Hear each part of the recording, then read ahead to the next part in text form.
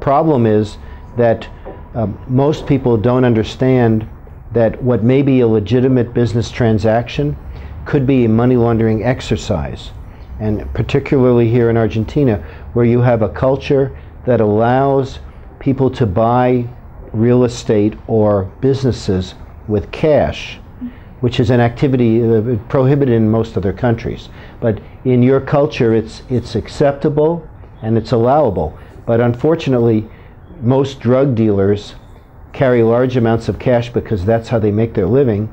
They don't bring checks, and the fact that they can come here and make an investment without arousing too much suspicion means that it's a target of opportunity for criminals. And the problem with money launderers is that they may offer a very advantageous amount. They may, if somebody is trying to sell some real estate, they will not argue or negotiate with them. They will pay the full amount for the purposes of laundering the money, and the seller is then so happy that he may be willing to overlook some aspects of the law. Argentina has a lot of opportunities for investment. It's a huge country. It has a large rural area. There are businesses, there are farms and ranches, all of which could be bought with dirty money, which could then be held and kept for the future, at which time the criminal may feel that he's not under suspicion anymore, and he would be free to sell that business or sell that real estate. Then he could get a check, which he could take anywhere in the world, and he has legitimate proceeds. Yes, they should be as hard as it is in the US, where you can get 20 years in prison and a $500,000 fine for each count of the crime. If it was so difficult and so dangerous to worry about that kind of crime, in other words, if you have to risk going to jail for 20 years, you might change your mind about participating.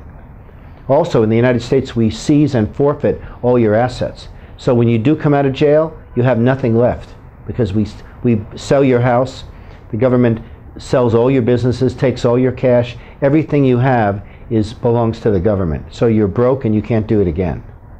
The problem is that money laundering has never really been recognized as a serious threat in Argentina because it's been below the surface.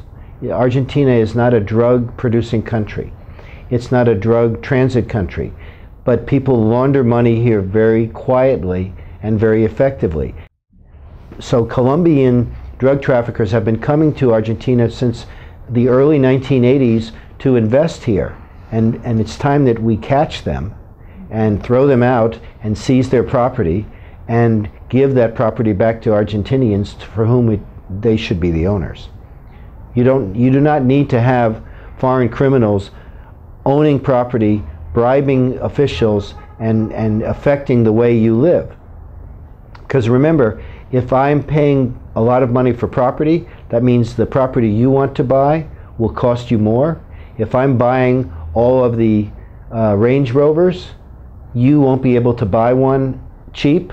If I am buying businesses and then I'm trying to sell it to you and it's really a fraud, you'll lose all your money. So money launderers can cause a lot of pain to the legitimate population, but they don't quite understand it yet. Unfortunately, they'll have to find out the hard way. That's one of the reasons why our clients use WorldCheck, because they examine the names of the clients or the people they're doing business with to determine if that person was arrested somewhere once for drug trafficking, is involved in fraud somewhere, or his brother is in the army and has access to money where he could be bribed or he could take money out of a governmental account. It's all about know your customer or know your client.